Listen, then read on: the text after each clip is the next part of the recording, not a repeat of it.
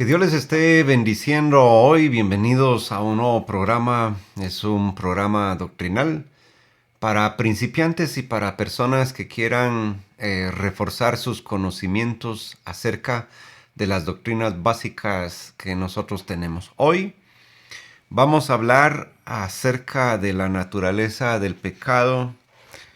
Vamos a estar desde este libro de James Leo Garrett. Es una teología sistemática. Hoy no vamos a utilizar a Grudem y a los otros que hemos estado utilizando. ¿Sabe que hace unos días yo estaba viendo un debate entre un ateo y un creyente en Dios?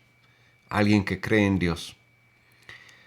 El debate era bien interesante porque la perspectiva judeo-cristiana, la moral a la cual nosotros atendemos y creemos, casi que podría yo decir que universalmente todos creemos en un mismo tipo de moral. Y digo casi todos porque hoy también las iglesias que han estado apostatando de la fe prácticamente están abandonando la moral con la que la iglesia se sostuvo durante siglos.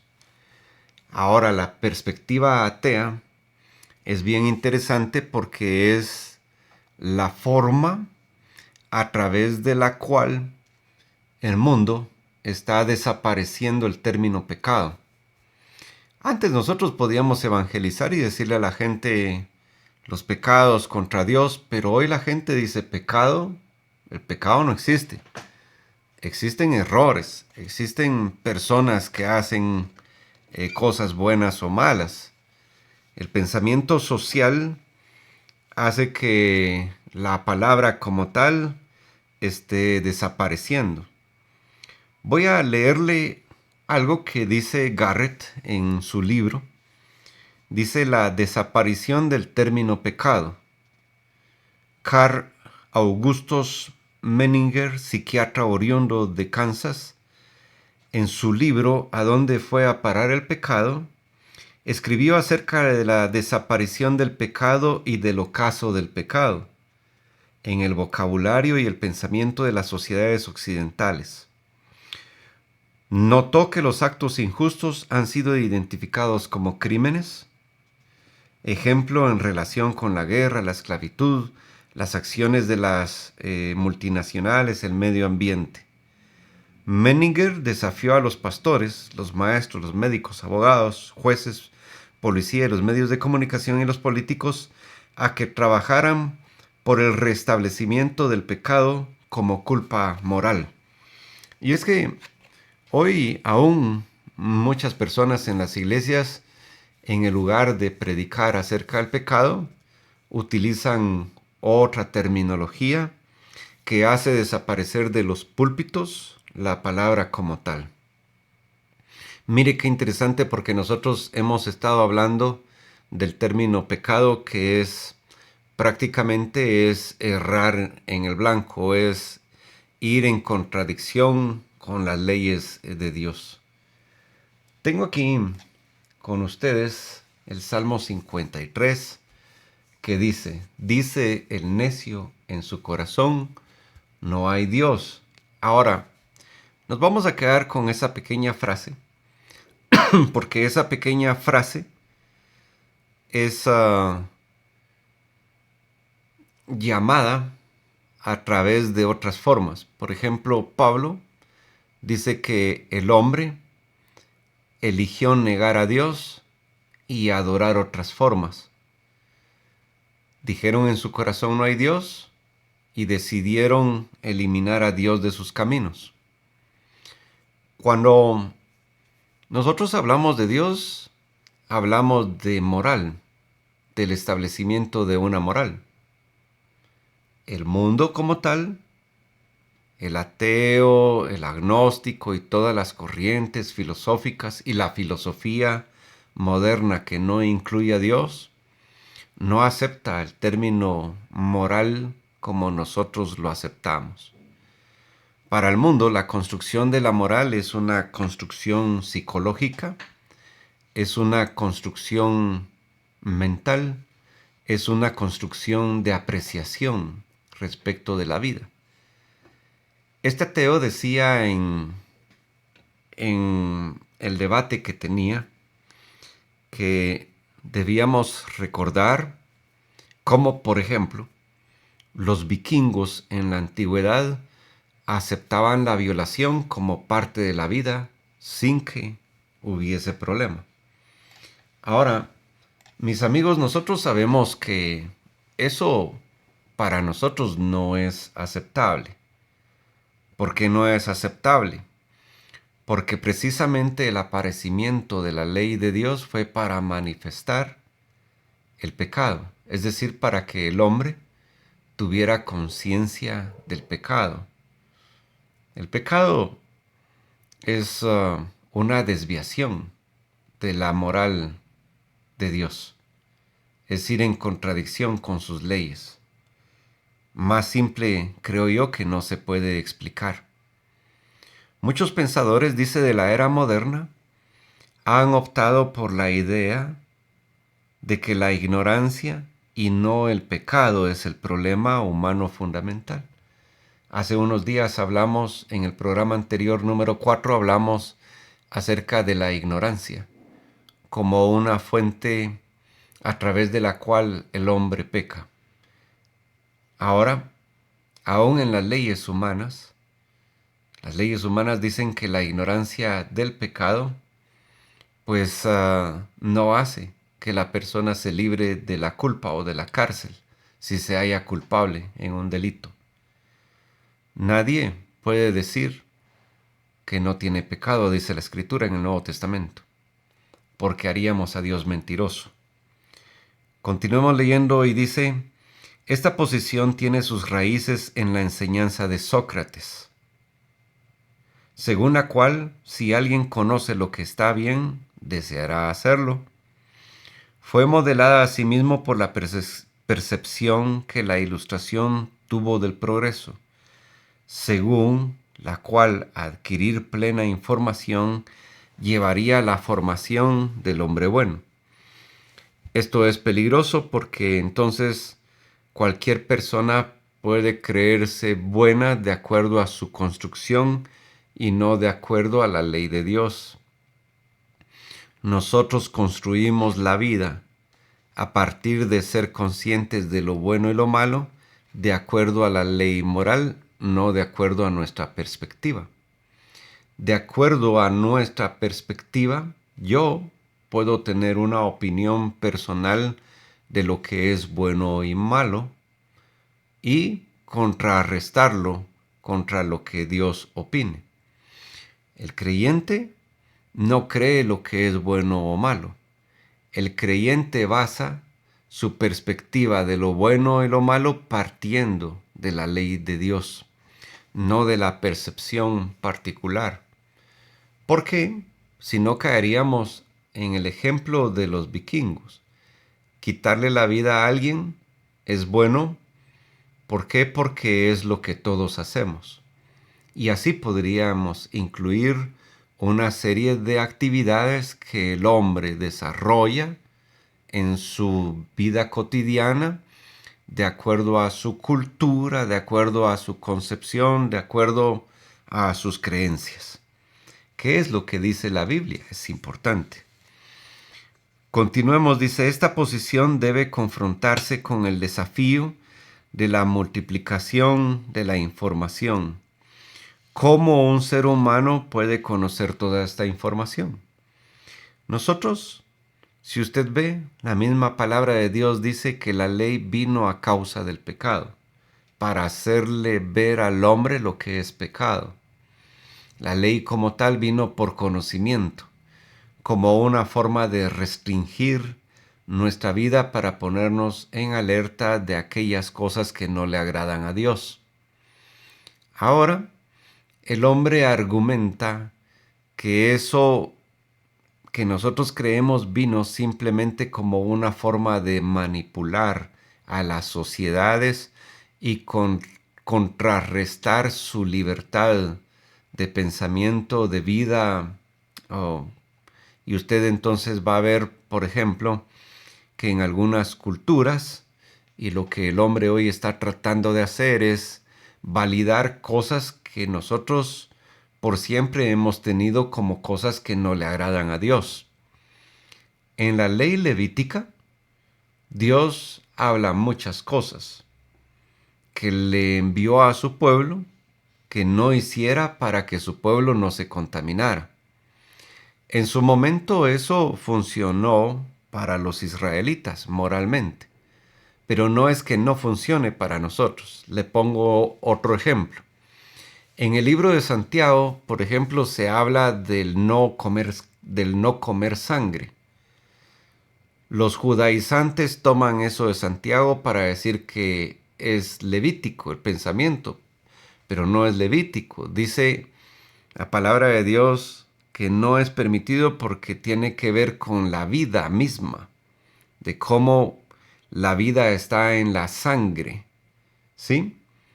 Y que para Dios eso es importante y por lo cual dice nadie debe comer sangre. Porque por ahí andan algunos que preguntan eventualmente si es bueno comer morcilla o no, etcétera, etcétera. Pero en algunos lados la comen. Y veía a un joven que hace unos días se hizo un piercing. Se puso un piercing aquí en esta parte. Entonces el joven en uno de sus videos dice lo siguiente, dice, ya sé, vas a decir, no le hagas daño al templo del espíritu.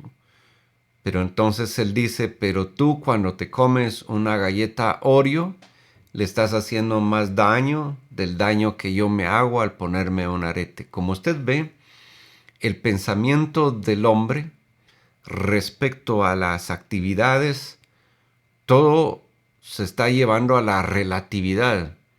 ¿Qué hace más daño? Hace más daño esto, hace más daño aquello. Y para Dios, si una pequeña fracción de pecado es pecado, es pecado. Entonces no podemos ponerle medida al pecado. Debemos pensar mejor en qué cosas no le agradan a Dios. Por muy pequeñas que sean, si a Dios no le agrada, no las practico. Dice, ¿cómo podría un humano conocer toda esta información? Si fuera posible, ¿cómo viviría y cómo serían sus relaciones con sus semejantes? La doctrina antropológica cristiana ha puesto énfasis en la incapacidad del hombre de hacer lo que es bueno y verdadero, apuntando así más allá de la falta de información o de conocimiento a un nivel más profundo, el de la opción rebelde y equívoca del ser humano. Más adelante vamos a ver en qué consiste la depravación total del hombre, o la depravación del hombre, la incapacidad del hombre de hacer lo bueno y lo malo. Es decir, cómo Dios lo tiene catalogado, cómo Dios lo clasifica. Aunque la teología cristiana ha enseñado claramente que los seres humanos son capaces de tomar conciencia del pecado, a veces ha afirmado el significado del pecado se conoce más plenamente en y por medio de la revelación cristiana de Dios. Esto se debe en parte a que el Evangelio desenmascara la tendencia humana a esconder su pecado y así también a desconocer el pecado en sí hasta que es expuesto a la luz del Evangelio.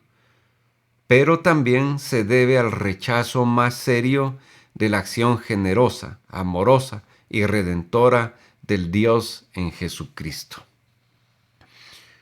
Como usted puede entonces notar, hoy nos encontramos con una tendencia que la va a encontrar usted aún en púlpitos de la desaparición del término pecado, hablando en términos relativos, hablando en términos de error o de un problema. Cometí un pequeño error, hermano. ¿Y cuál es el error? Pues que hice esto, pero eso se llama pecado. Para el hombre es error. Y nosotros como cristianos nos debemos concentrar en que si para mí eso es un error, ese errar en el blanco, para Dios constituye una violación a sus leyes. Y esa violación a sus leyes se llama pecado. Punto.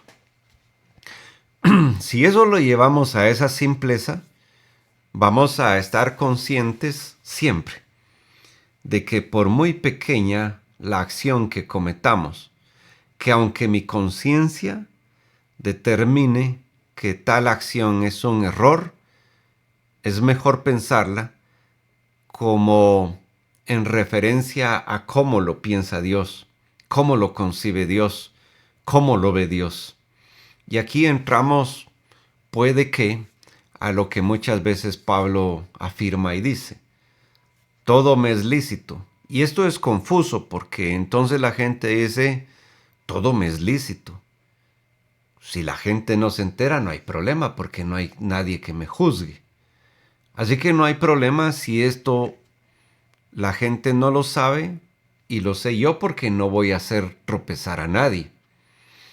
Pero quizá deberíamos de ver más allá de la información simple del pasaje y de lo que el apóstol Pablo está tratando de afirmar, de comunicar y decir antes de sacar una conclusión personal de cómo puedo yo utilizar esa información y comunicación que Pablo me está enviando. Ahora alguien puede decir: yo no sabía, hermano, que eso es pecado. Y es suficiente. Mira, para el creyente hay algo, y para el hombre en general hay algo, y es que el Espíritu Santo, que redarguye en nuestras vidas, nos habla. Cuando yo me siento incómodo respecto a algo que estoy haciendo, algo que está pasando, pues simplemente ahí puedo yo denotar que hay alguien que me está diciendo: hey, me está haciendo una advertencia, porque la falta de comodidad respecto a una actividad me tiene que enviar un mensaje. El pecador que está sin Dios está cómodo con su pecado. Recordemos que en nuestra vida, en pecado, practicando el pecado está cómoda. Para el hombre no hay problema, porque es su naturaleza. Pero el que ha recibido a Cristo Jesús como su Señor y Salvación, sus vendas se han quitado, el practicar pecado ya no le es cómodo, hay una incomodidad. Pero el hombre que está en depravación, pues no tiene conciencia, no es consciente de sus actos. Vamos a continuar para terminar este punto que estamos hablando el día de hoy. Y dice que las palabras más usadas frecuentemente en relación al pecado son hatá y del verbo hamaraitanaein. Ambos significan errar en el blanco y daban a entender la desviación de una pauta objetiva. Hatá significa salirse de algún objetivo o sendero, y nosotros como creyentes vamos en un camino. Es estrecho, dice la Escritura, pero cuando dice que es estrecho, ¿a qué se refiere? Cuando usted camina por las montañas y las personas que hacen senderos, que hacen pequeñas rutas, normalmente nunca van a ser caminos anchos. Porque cuando uno anda en una montaña y uno encuentra un sendero, ese sendero te va a sacar para algún lado. Si uno empieza a ir por varios lugares, uno podría perderse. Entonces el concepto de la idea es, el camino estrecho es que ese sendero que está trazado en medio de muchas cosas es lo que nos va a sacar. Cuando uno tiene un camino ancho, ese camino ancho, pues uno ya sabe que ese camino ancho va dirigido a un lugar determinado. Pero no es lo que dice Dios. Dios dice que en este medio en el que nosotros vivimos, con tantos puntos relativos, tanta objetividad, tanta subjetividad, tantos argumentos, tantas filosofías, tantos puntos de vista, ese sendero es el único que te va a sacar. No hay otro. No es el camino ancho, en donde cabe de todo. No es el camino que yo haga, es el camino, el sendero que Él marcó. Ese es el caminar. Si tú te sales a un lado, te sales del otro lado, algo puede ocurrir en el camino. Entonces las personas, nosotros debemos sugerir que ese error, que ese errar, ese salirnos del objetivo, para Dios se determina como pecado. Y nosotros los que predicamos, siempre que utilicemos la palabra error, debemos hacerla en énfasis a pecado, a que erramos en el blanco, nos salimos del objetivo de Dios, violamos la ley de Dios. No es lo que Dios espera del ser humano. Es lo que la mente, es lo que la carne, es lo que la concupiscencia nos hace hacer, pero no es lo que Dios quiere que nosotros practiquemos. De acuerdo a este conocimiento, entonces la naturaleza del pecado se encuentra en nuestro corazón, en nuestra inclinación a caminar fuera de la ley de Dios. Para Dios, no importa que usted o yo consideremos eso como un error. Para Dios, eso se llama pecado. Ahora, ¿cómo puedo yo saber qué le agrada a Dios y qué no le agrada a Dios?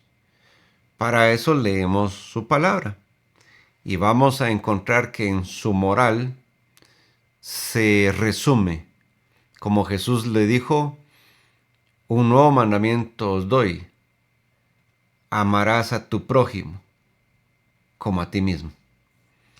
Ahora, amar al prójimo, mire cómo lo podemos resumir. Por amor a una persona, yo no miento porque esta mentira puede causarle un problema. Yo no levanto falso testimonio porque voy a ocasionarle un problema a una familia o a una persona directamente. Me abstengo de dar opinión cuando no tengo toda la información porque puedo hacer que una persona sea dañada. Ahora, pensando en mí mismo, ¿por qué? Porque el día de mañana puedo ser yo el que tenga necesidad de no ser juzgado, de no ser criticado, y como dice la escritura, el que pretenda estar firme, mire que no caiga. Entonces, el amor al prójimo hace que yo no mienta, que yo no robe, etcétera, etcétera, etcétera. Se define la ley moral de Dios en no hacerle daño a las demás personas y obviamente no hacerme daño a mí mismo. Mire qué simple. Vamos a continuar hablando de esto, de muchas cosas más adelante. Solo leo este asunto que dice: el punto de vista según el cual el pecado se debe a la limitación esencial del ser humano o a su debilidad por ser una criatura. Dice, este punto de vista puede basarse en un énfasis exagerado en el concepto del Nuevo Testamento, o seres humanos entendidos como mortales o literalmente como carne. Y usted sabe que la palabra de Dios en el Nuevo Testamento habla mucho de carne. Los deseos de la carne son. Y hay personas a las que no les gusta que se piense en esto de esta manera. Pero nosotros debemos pensar en esto en el sentido como criaturas débiles y mortales. Yo pensaría, como la Escritura nos manda, a que pensemos en que si es una justificación pensar en debilidad o mortalidad, obviamente estoy dándole una excusa a mi manera de vivir. La palabra de Dios dice, no tienes excusa, tú hombre, cualquiera que seas.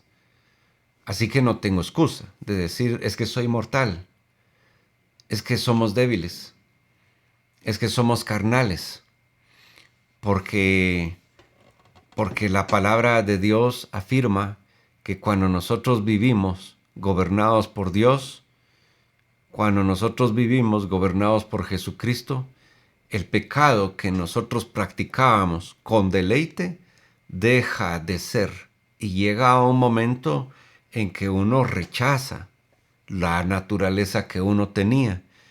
Y como dice un pastor, no pecar es mejor que pecar. ¿Por qué no pecar es mejor que pecar? Porque no pecar no te mete en problemas.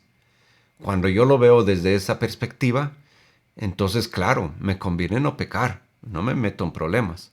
Ahora eso quita mi naturaleza de pecado y ya no necesito yo salvación de ninguna manera. Dice la Escritura, nadie diga que no tiene pecado porque hace a Dios mentiroso. Siempre vamos a necesitar el sacrificio permanente de Jesucristo sobre nuestras vidas, que nos quitó el pecado, que nos limpió de toda maldad y nosotros vivir en santificación permanente. ¿Y qué es santificación? Vivir apartados para Dios. Dice que este punto de vista fue enseñado por una persona que se llamaba Teodoro Parker, quien sostuvo que el pecado se relaciona con el progreso moral y espiritual de la persona. Pero entonces, si es un proceso espiritual de la humanidad y moral, dejar afuera a Dios es peligroso, porque es el Espíritu Santo el que hace esta labor, y lo leemos en Gálatas. Los frutos del Espíritu son paz, benignidad, paciencia, tolerancia, perdón, etcétera, etcétera. Vemos que el hombre es incapaz de producir lo que no tiene, y necesitamos a Dios para salir del bache del pecado. Si nosotros solos caminamos para salir de nuestra mala moral, entonces no necesitamos a Dios. Puedo dejar de pecar cuando quiero, pero no es la idea. Y no es la idea que la Escritura traslada. Por lo tanto, no podemos malentender lo que la Escritura no afirma y entender que la Escritura afirma que tanto usted como yo necesitamos no solo reconciliarnos con Dios, tener conciencia del pecado, tener conciencia de nuestra vida y tener conciencia de que nosotros, para poder agradar a Dios, necesitamos el sacrificio de Cristo Jesús, la obra del Espíritu Santo, para poder agradarlo. ¿Por qué? Porque en el momento en el que el ser humano cree y considere que sus actos morales valen más que la sangre de Cristo Jesús, estaríamos sustituyendo el sacrificio de Cristo Jesús. Nuestra dependencia de Dios es permanente, no es aislada, permanece para siempre.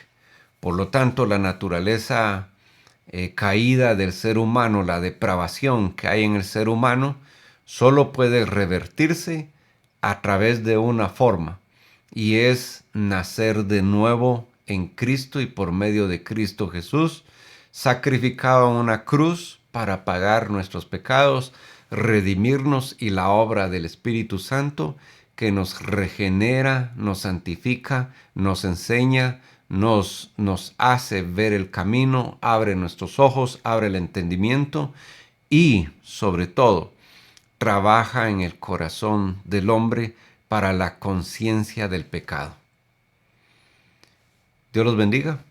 Nos hablamos más adelante. Por hoy, bendiciones a todos y nos vemos en el siguiente programa doctrinal hablando acerca de la depravación del hombre. Bendiciones para todos.